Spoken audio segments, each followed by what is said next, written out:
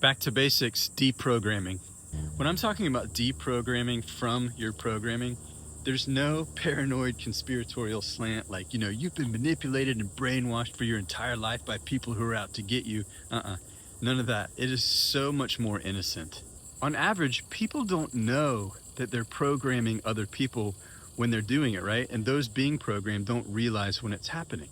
And that's because programming itself is just thoughts, beliefs, identities, and worldviews identified with, right? And everybody has those. So what's the problem? Well, the problem lies in the identification with these thoughts, beliefs, identities, and worldviews, right? When people start to suffer, it means they've identified with their programming. In Buddhism, they call this identification with these programs attachments. But I'm going to simplify it even more today. If you were born into a family that was Christian, you're going to end up believing either I'm Christian or I'm not Christian. If you were born into a family that's liberal, you're going to end up believing I'm liberal or I'm not liberal. If you were born into a family that's critical and judgmental, you're going to end up believing I'm not good enough or I am good enough. All 6 of those identities are programs, right? And whichever ones we identify with are the ones that we use to hold down and repress the emotions that resulted from being forced to believe anything. Picture a little kid. I have to believe I'm a Christian or else not a Christian. Well, I'm hurt by that, but I can't show it because I need love and safety. I have to believe I'm a liberal or not a liberal to get love and safety. Well, I'm angry about that, but I can't show it.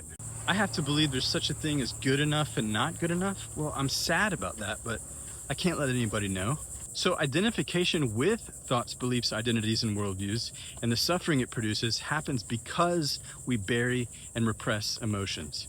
Now, let me give you an example from my own life. For about 15 years, I was the lead singer of a regionally, borderline nationally well-known band. And since childhood, since I'd already been locked into the identity, I'm not good enough, when I started the band, when we started to get some success, it was like, oh wait, I am good enough.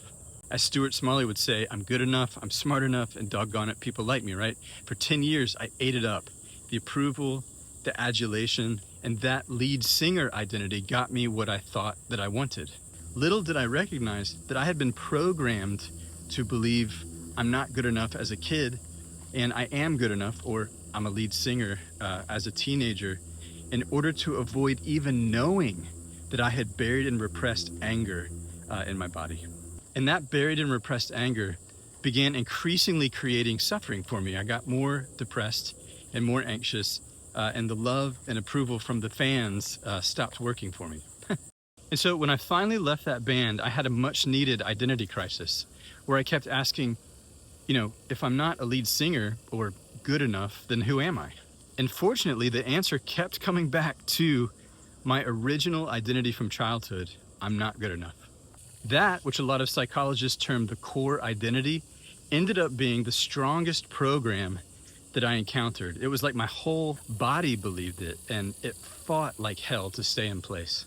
I was deeply identified with it, right? The Buddhists would say, that's your attachment, Dan, the belief I'm not good enough.